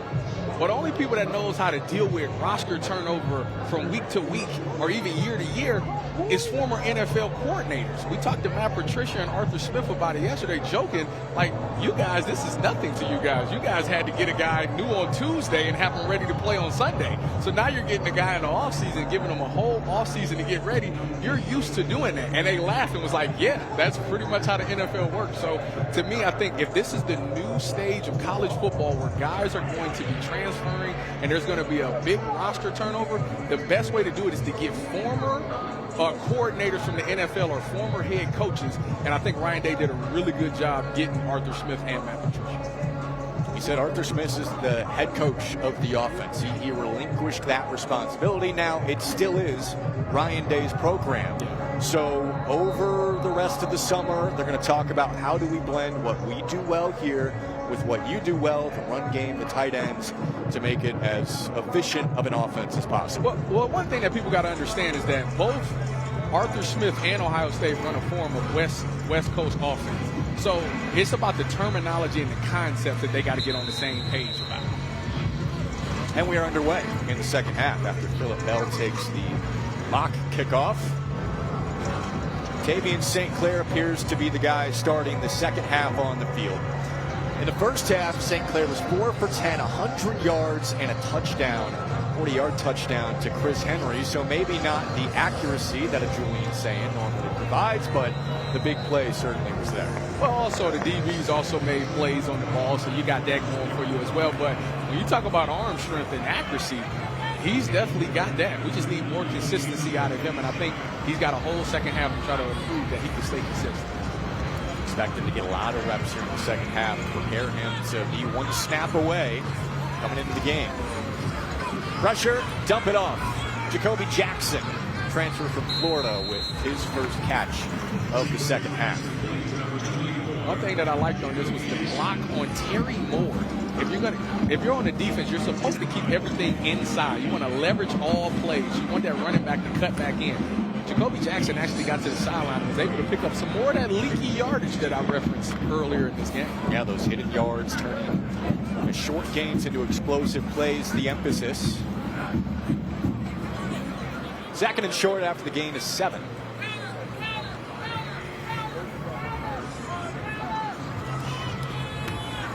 Jackson spinning ahead. No more thud period. We're live tackling since the first couple of drives. It'll be 3rd and short. Again, he's a guy that he gets tackled in the backfield, but he does just enough to wiggle, maybe pick up 1 yard, maybe even 2. Now you're looking at 3rd and 1 instead of 3rd and 2 or 3rd and 3. And I tell you right now, as a play caller, that makes a world of difference. Jacoby Jackson could actually see the field this fall. Like, legitimately, he could get some carries. Yeah, Carlos Locklin, the running back head coach, said that the 2 most complete backs that he trusts for every down right now, Bo Jackson and Jacoby Jackson. Quay Rousseau on the pressure, and St. Clair had to throw it over Jackson's head. You would imagine Ohio State goes for it on 4th and short here. So Jackson planned on going to Charleston Southern after graduating from junior college.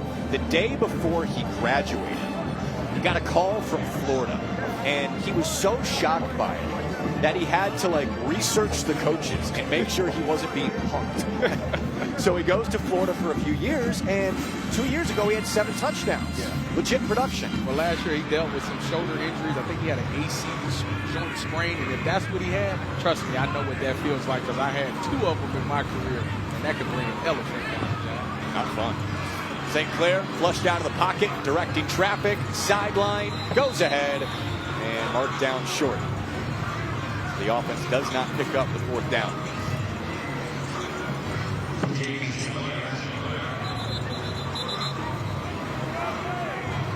See if St. Clair stays out there. I was about to say, does he stay aggressive? Yeah. Looks like the punt team maybe. Again, they can do whatever they want. You play it 4th down. They can give him the first, which they look like they are. Or they get a new offense. That might be. New offense, move the ball ahead. Let's go from here. Yep. Justin Martin is back out there. I like this competition between him and Taylor. Yeah, different skill sets. Martin knows how to take care of the ball, and that's what Ryan Day really appreciated about him. He's pretty mobile as well, and just the professional aspect that he brings to his game as a fifth-year senior. Well, he's got the makeup of all what you want in a backup quarterback. I mean, if you're going to come in the game, if Julian Saint goes down and he has to come into the game, you want that guy to be able to take care of the football and know where to go. That's the number two. That's the two things that you want out of your backup quarterback, and he fits the bill of doing it. Perfect coverage there from Inky Jones. He's made a couple of plays today. Inky Jones. Every time I watch practice, I walked away and said, "Who is this number 21 guy?" He's a big physical guy, 6'2", 6'3".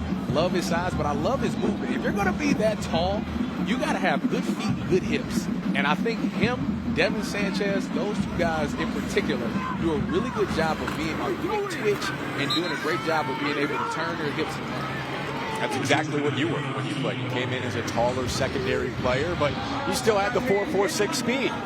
Yeah, I was going to be, the next Richard Sherman, but they had other plans for me. They moved me right back to safety, and yeah, that's what happened with my career here. But when I got to the NFL, I actually teetered between corner and safety, so I understand being taller and what comes with it. You have to be able to sink those hips, and you got to be able to match those angles of some of those even shorter wide receivers.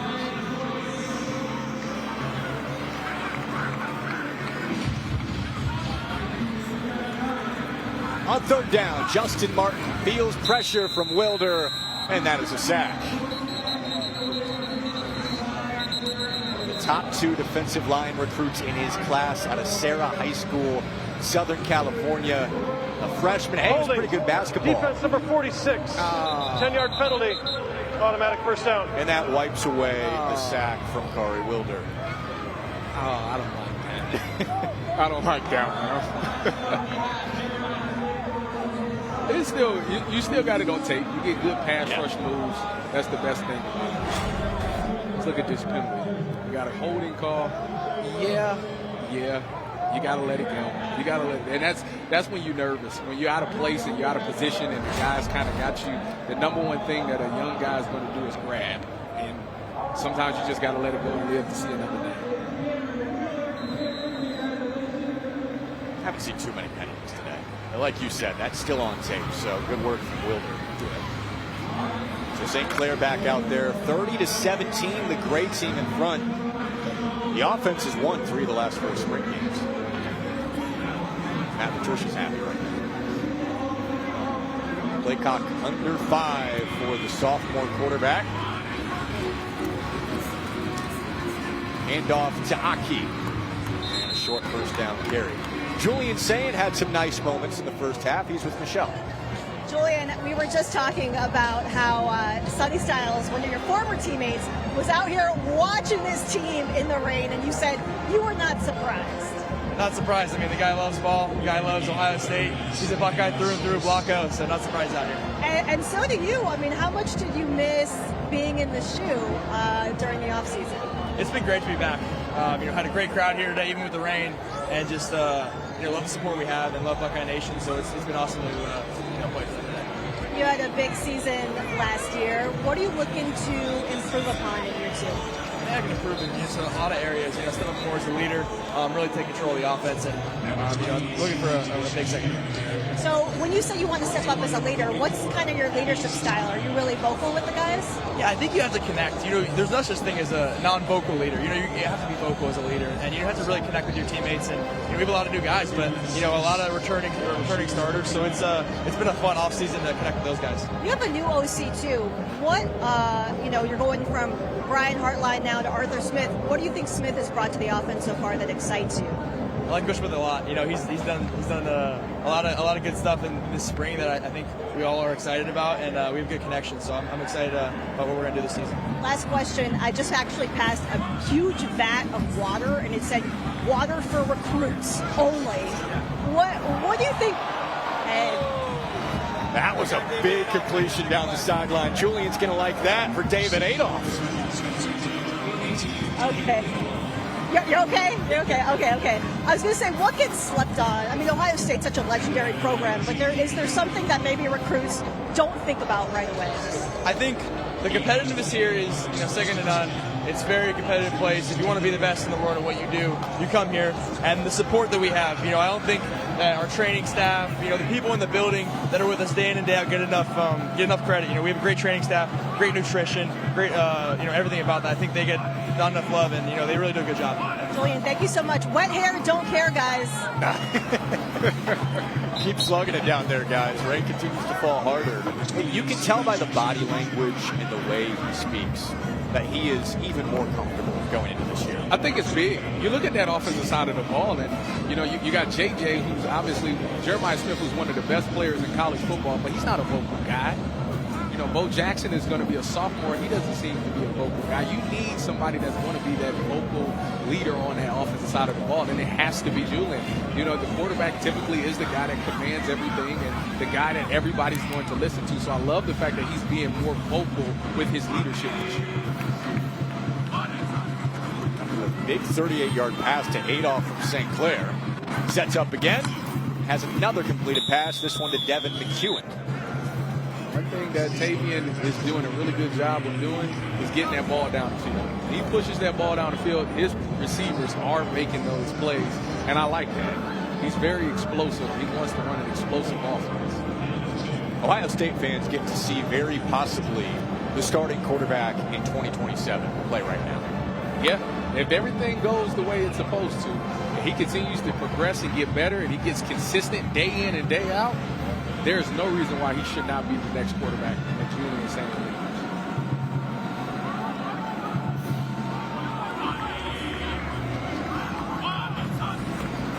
On third and short, St. Clair slant and over the top of McEwen. Off the mark to bring up fourth down. A little high on that route right there, but that was a nice little bang gate right there. You run that play action to get that linebackers to step up, and boom, you throw the slant right behind them. Just a little off target, but that wide receiver had his guy beat. Would have been a nice walk-in touchdown.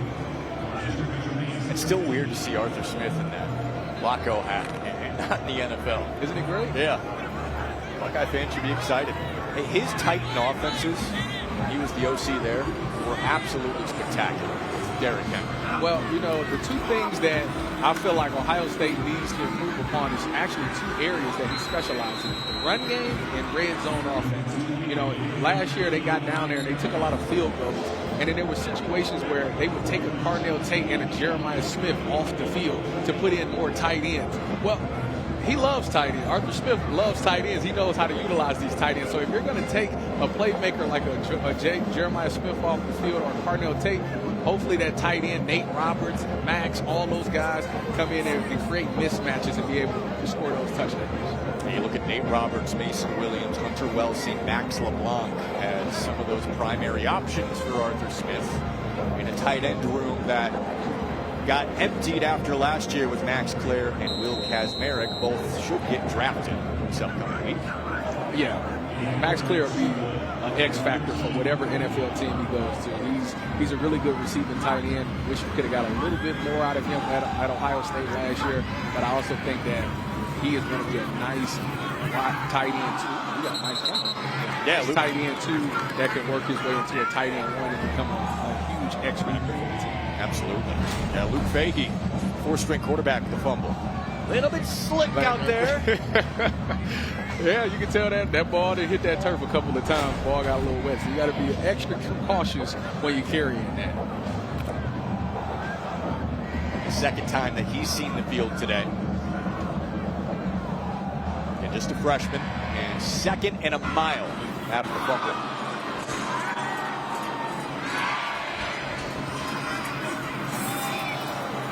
Short throw, complete. Desi Jones wrestled out of bounds. That'll do it for the third quarter. The gray team keeps expanding its lead. A defense that a lot to replace. A lot of NFL talent that'll get drafted this upcoming week. Playing well against the Scarlet team. There's been moments for about everybody. First look at what the 2026 Buckeyes will show in the fall.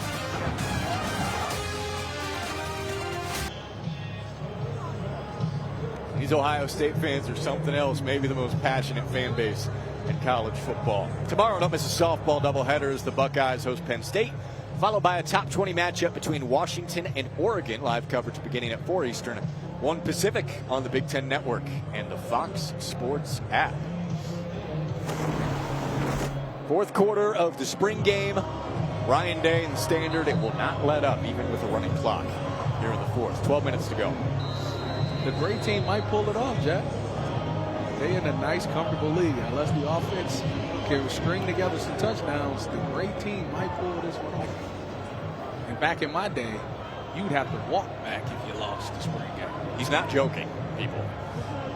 It's a mile from here to the Woody Hayes Athletic Center. Yep, and you see Coach Meyer and all the winning team ride by on the bus just waving at you. Fahey incomplete for Jones on third down. Big part of the great team's success is this defensive line teeing off. You see how they get this knockback. The offensive line wants to knock that offensive line or that defensive line back, and you don't see it. You see guys reading their gaps, reading their keys, making plays in that backfield. Look at that nice shuffle down the line to take the air out of every cutback gap. It's just, to me, it seems like Coach Johnson has done an unbelievable job doing the fundamentals, getting these guys to see the fundamentals, and these guys are taking it very seriously. They have some edginess to them. They're trying to get to that ball. They have made a really key emphasis on stopping the run. Nobody will run the ball through this defense. Got to be really encouraging losing Caden Curry and Caden McDonald. And McDonald, arguably the most impactful player on last year's defense, and to see the guys behind them stepping up the following spring. Yeah, he did a really good job of stopping that run. I'll be interested to see if he can get in that first round this upcoming year. Projected in some to be in the first round. He will be the 5th for Ohio State. And Ohio State's most veteran receiver, Brandon Ennis, is with Michelle now. Yeah, Brandon, we were just talking about whether there are any unks in a college football locker room, and there are, and you are one of them. Yeah, it's crazy because I'm the second oldest in the receiver room now, and I feel like I just got here yesterday, so it goes by fast for sure. Plenty of talent in that wide receiver room. A lot of people are talking about how that number 3 spot is going to shake out. How do you see it? All the guys are going to be competitive. You know, that's the receiver room. It's been like that here at Ohio State for many years before we got here. But whoever does the best job, you know, whoever makes the least amount of mistakes is going to get the job at the end of the day. You know, I know that Coach Jay has challenged Julian Saint to make more plays with his legs. You know, we've seen Tavian have that real fun connection with Chris Henry Jr. as well. What have you seen so far in spring, and just continuing to build that connection with your quarterbacks? Yeah, I mean, Julian has definitely been a way better leader this year, in my opinion. You know, we're going to go out there to California in a couple of weeks and just get with Julian and keep building that connection, because that's the biggest thing for wide receivers, to have that quarterback and wide receiver connection. So we're going to have a great offseason. What's it been like, you know, as the veteran in the receivers room, to kind of like just get the young guys to lock in, and what's it been like playing with Chris Henry Jr.? Yeah, it's easy. It was easy. You know, they bought in real fast. Like, it didn't take much. I just had to, like, tell them I kind of had to, like, show them and lead them the way, and then they followed right along, and now they doing great things. You know, Chris had a great game here today. I don't think he's done yet, but he had a great game. He's going to have a great career as well. Can you share with us a little bit about what JSN told you? I know you caught up with him a little bit. Yeah, we were just talking about, like, how his season went and, like, how fast it all goes, because he was my host on my official visit here, and the fact that, like, he already 3 years, about to be in his 4th year in the NFL, like, it's crazy. He said enjoy all the moments. Lots of luck to you. Thank you, Brandon. Thank you so much. Brandon learned from so many great guys, and he mentioned specifically Emeka Abuka and Marvin Harrison Jr. There's a throwback that comes up short, incomplete. When you're learning from first-round receivers when you come in, the standard just continues that production going forward. Yeah, you listen to Jeremiah Smith talk about Brandon Ennis. He wants to be a first-rounder. I know last year he didn't have quite the production on the season that a lot of people anticipated Brandon Ennis having, but this offense they're trying to figure out a way to utilize him more this year. And again, I think a lot of it has to do with getting the ball in his hands and allowing him to make the plays, because he's a very explosive and dynamic wide receiver. We just got to let him make some plays. Rockboy with a catch earlier this drive. Clock under 8 minutes and a false start with Tavian St. Clair on the field. 5-yard penalty, second down. Go on freshman Guilford at receiver.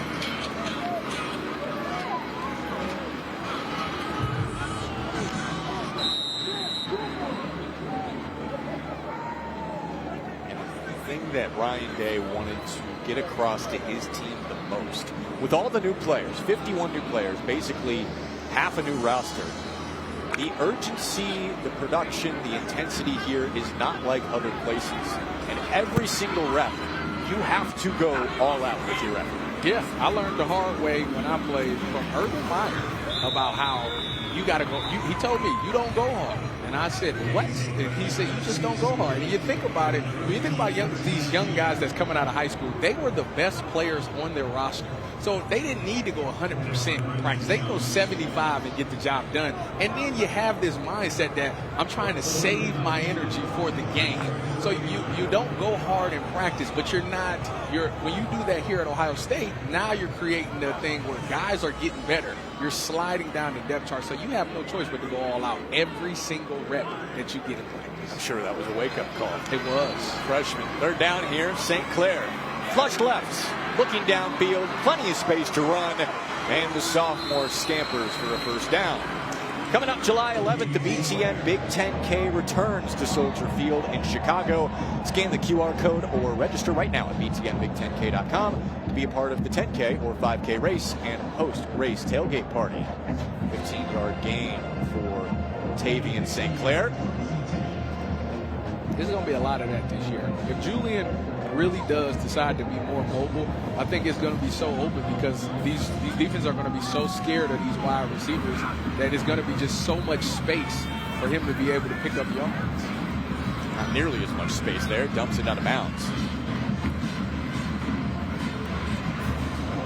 You know, we were talking about Julian saying how much more comfortable he looks in the quarterback spot. Even Brandon Innes said Julian's a way better leader this season.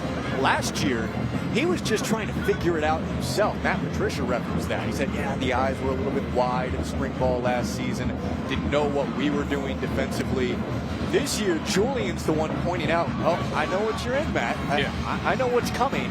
And just the command of the offense, he can start to exert his energy more towards elevating his teammates instead of worrying about himself. You got to get that experience that he needed. And I think that now he's confident. He knows what it takes to go out there and win games on Saturday. Let's go to Michelle again.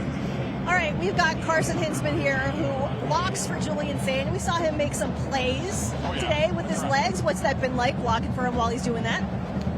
It's a little terrifying. You know, Jules has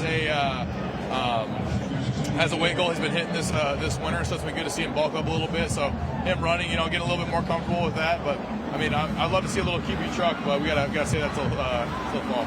What's it like as a leader? He's talked about wanting to be more vocal this year. Yeah, it's been good. I mean, Callie, cool, man. That dude knows how to go out and lead. So I want to get you here. Look out. Look out there. Yeah, no, but it's been good. I mean, he's been stepping up in the leadership role a little bit. He's taken us out to eat a couple times, something like that. So it's been fun to hang out with him. You know, what needs to happen to kind of get the run game going? I know that you guys have some injuries at running back. So what needs to happen there, other than getting healthy? Yeah, I mean, getting healthy is probably one of the biggest things right now. I mean, we got a few guys out right now for spring. He's kind of tentatively getting them back and stuff like that. It'll be a huge comeback in the fall, having all of our guys healthy. But at the end of the day, the offense is living and breathing, so we got to be able to all come together and pound the rock. I was talking to your teammate Brandon Innes before, and he was saying about how quickly it goes. He's a senior now, and he remembers when Jackson Smith and Jigba was actually his host when he was coming here and getting recruited. Is that something that you kind of think about on days like today? Like, okay, it's raining, it's not the greatest conditions, but you kind of want to savor it anyway. Yeah, I mean, it's cool. I mean, JSN was my locker buddy when I first got here as a freshman. So it's kind of cool seeing him now. A little bit different hairstyle, but it's cool to see him, the growth that he's done in the NFL. I mean, it's pretty special. But I mean, yeah, Definitely a little bit different looking at this as my last spring game and a lot of our last spring games and stuff like that. And just trying to savor it all and hang out with the guys. I mean, we're going to try to get everyone together after the game to kind of get some more team camaraderie out and stuff like that, so it'll be good. You're Unk now. Literally Unk now, literally. Thanks so much. Yeah, most veteran, best offensive lineman for Ohio State. Carson Hinchman, first team All-American last year at center.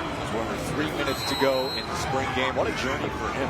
I mean, Hinchman was the starting center back in 23, benched briefly in 24, went to left guard with some injuries, eventually back at center after Seth McLaughlin gets hurt in the national championship year. He has not looked back and really developed. Yeah, he's had a really good career here. A lot of ups and downs in the beginning of it, but I think that center is the place for him. I think it was nice to see him show that he has versatility, because the more you can do on the offensive line, the better you are, the more value you have, especially on the next level. But I think center is the place for him, and I think that he's going to finish his career off here, have a really good year, and going to have a good career in the NFL. Fahey on the field at quarterback, and the slant is caught. Set up third and manageable. It feels like the offensive line might be the unit. Depending on how far Ohio State goes will depend on how well they play. Well, if you think about their last two games, that kind of was the dictator of why they lost some of those games. They struggled in the Miami game. Had dealt with some injuries, had some new guys in there, and you've seen some things change on that offensive line. And not being able to protect Julian and having him have a little bit of happy feet kind of messed up a lot of the game plan. So you need those guys. Now that they're all back, they're having another year, they're going to have that chemistry, they're going to go through camp all as one unit. Look at that room right there. Fahey might go the distance. Give it to him. No, don't give it to him. Come on. Fahey going all the way. How about the fourth stringer with the scramble into the end zone? 61 yards. Man. Go through your progression, see it's not there, see that they're all in man-to-man. If they're all in man-to-man and their back is all towards you, they can't see you. This is what the Michael Vick rule was. He learned that if they're all in man, they're not looking at me, so I'm going to take off. And it was a lot of room, 61 free yards for him. Would Kamari Bing have tackled him? Maybe. We'll never know. We'll never know. Stop the game clock. One red zone series from the 20-yard line. They're going to give him a red zone series here with 26 seconds left. See what the fourth stringer can do short time. He's in the zone right now. He had a nice completion to get some confidence. Because I told you completions equals confidence. And now he's ripped off a 61-yarder. Let's see if he can finish this entire drive.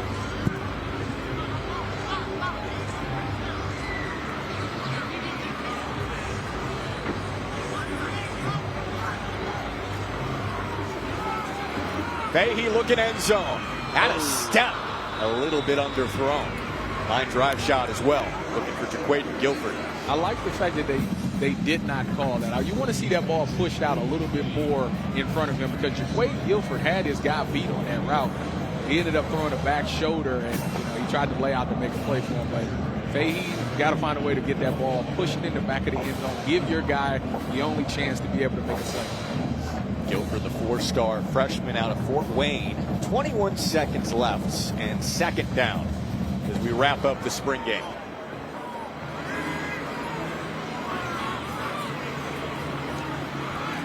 And Ohio State will run it. Nothing there for Rocky. Defensive line. Ruled down. Again, that defensive line. Said the runner's progress was stopped before the ball came loose. Third down. That defensive line is doing a really good job of getting back in that backfield, getting that penetration, making that running back stop and start his feet. And running back's doing a great job of trying to make the first guy miss, but you got so many guys swarming to the ball because they're all trying to make a play as well. So it's hard. I love the fact that this defensive line is playing like this. They are very stout against the run. What Chris Henry did in the first half and then the defensive line the rest of the game feels like those have been the two stories. Yeah. I think if you're going to walk away from this spring game, the one name that you're going to remember is Chris Henry. Yeah, especially on the offensive side. Third down. Clock is pretty much off. Fahey's going to run it. Dodging. And whistled down inside the 15. I assume they're going to give him one more play. I would imagine it's going to be fourth down, so this is for it all. They should make it worth 16 points, too. Well, there is a discrepancy here. In the stadium, it's 35-26. So they gave the touchdown to Fahey. Okay. But in this could be, well, no, this needs to be some 8 points, no, 10 points. And the rain has come back a little bit. As hard as it's pouring. This is going to be interesting. Go to the end zone here. Fahey looking right, going short, incomplete. And the defense storms the field. Fine way to end it for the defense. Eli Riggs with the breakup, and the gray team takes the spring game. I love to see that. I like to see the defense. I think that overall this was a really good performance from everybody on both sides of the ball. I think this was a really good, clean game. Obviously, playing under the elements was good because you're going to have to experience that. But I walked away with some key names from this game.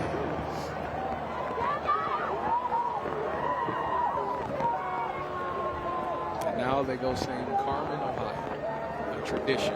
After every game, win or lose.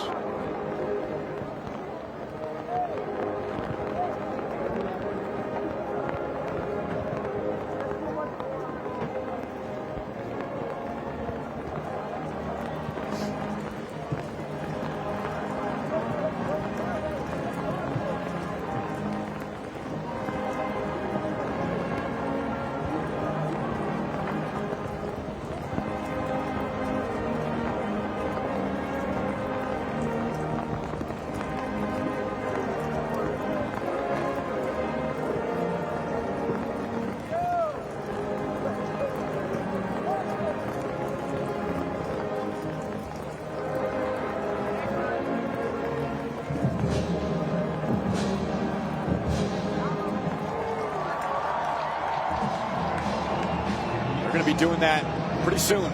It's about 4 months. Ball's coming quick.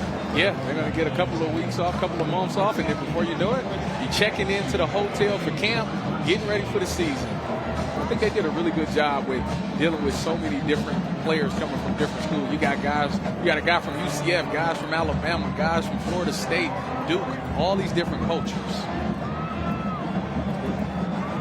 And Michelle's now with Ryan Day. Coach, spring ball's over. What are your big takeaways from the day? I'm glad we were able to get it in. I appreciate the fans coming out despite the forecast. I thought the guys played hard. Execution's another conversation. I wish we could have stayed out here for another 7 hours, but we can't. We got to bring them in. We'll look at it, look at the film, see what we have, and then regroup and attack the summer. What do you want these guys to build on now that spring football is over and the game is in the rear view? What's your message to the players? First off, we got to individually figure out how we need to get better so that we can play at a high level. We had some guys out today, certainly a running back, offensive line, and some other positions. So it'll be good to get them back. But then we got to come together as a team now, and that's what the summer's all about, coming together, having chemistry on both sides of the ball and as a team. Last couple of questions. Look at these fans out here. You have people in ponchos. You have people who stood outside. What can you say about them and just the devotion from this fan base? Well, we have an obligation to come out and represent the Buckeyes in a way that the people here can be proud of, because as you can see, there's just a pride here. It's been going on for a long time. And so that's one of the things when anybody steps into the Woody, they have to understand, whether it's a coach or a player, it's bigger than just themselves. It's, we're out here for these people, and it was great to see them out here today. And the spring game's a good opportunity for, maybe some people who weren't able to come during the season to come enjoy our guys, and good to see some young people out here. And then it's important for our players to understand they're role models, and they have an opportunity to affect the young generation. So great to see all the people out here, despite the rain and despite the weather. NFL draft plans? Yeah, we'll be there Thursday night. A bunch of guys going to the green room. So, looking forward to an exciting night. Thanks so much, Coach. Really appreciate it. Who's he going to sit with? Too many options. I guess he's got, 4 or 5 options. You think about all 5 guys that's all attending the draft. He's going to have to go give 5 hugs and be with 5 families. It's going to be a really good night for the Buckeyes. He's going to be standing up giving hugs for a while to start, too. He could have 4 top 10 draft picks coming up on Thursday. He's on the phone immediately. It's a big week here for Ohio State. They've got the big NIL fundraiser coming up tonight, coaches clinic earlier this week. A lot going on around the spring football game in Columbus. Great team. The defense wins it at Ohio Stadium. We'll wrap things up from Columbus right after this.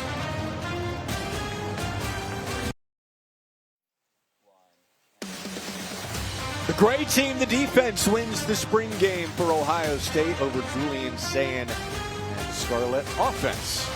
Coming up, more spring football with Kyle Whittingham's Wolverines, first-year head coach coming from Utah. They'll be at the Big House, 2 Eastern next on the Big Ten Network.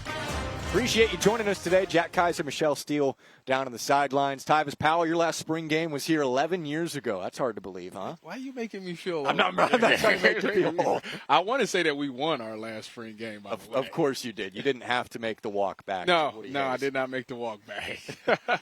One of the stars today, a freshman, Chris Henry, he had nearly 100 yards and a touchdown. It seems like there is no stage too big for him. I think that when you walk away, Chris Henry Jr. is the name that everybody in this town is going to talk about. He's got the size. He's showing you that he can make plays, short range, long range. Just throw it up to him. It doesn't matter. He's going to find a way to get it done. We talked about who's going to be potentially wide receiver 3. He made a strong case of why he should be the guy. Look forward to seeing how fall camp turns out for him. Yeah, got to earn the trust of the quarterbacks, right, to maybe earn that number 3 receiver position. And talking about the quarterbacks, Julian Sayin very much in command those first couple of drives. Tavian St. Clair, he had the big plays. I think that we needed to know what the backup role was going to be. Tavian St. Clair versus Justin Mark. He showed you that he can push the ball down the field. Now, again, it was all to Chris Henry Jr., but you see that he knows where to go with the ball. He's understanding the game, and he's not afraid to let his guy go out there and make a play. I like the confidence in him. And when you look at Julian Sayin, the one thing we wanted to see was the mobility. He seems to be able to get the ball out. He's always had that quick release. Did a great job of getting the ball to his playmakers and allowing them to make plays. But to me, the biggest thing that we've seen out of him was being able to utilize his legs and pick up first downs multiple times in this game and even get a touchdown. Heisman frontrunner Julian Sayin saw Jeremiah Smith with a couple of catches briefly as well. Fun day in Columbus, even braving the rain. The fans came out, had a ball. That's going to do it for us. On to the Michigan spring game with Jason Ross Jr., Jake Butt, Caroline Hendershot. For Tyvis Powell, Michelle Steele, and our entire crew, I'm Jack Kaiser. So long from Columbus.